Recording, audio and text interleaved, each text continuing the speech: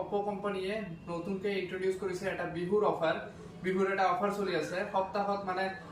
এপ্ৰিল মাহত 4 সপ্তাহত 4টা লটাৰী ইহঁতে অৰ্গানাইজ কৰিব তাৰে ভিতৰত ফাৰ্ষ্ট উইকত যোনটো অফাৰ আছিলে মানে ফাৰ্ষ্ট লটাৰী যোনটো আছিলে 1 ৰ পৰা 7 তাৰিখৰ ভিতৰত যোনকেইটা মোবাইল বিক্ৰী হৈছিলে সেই আইএমইআৰ এগেইনষ্টত লটাৰী হৈছিলে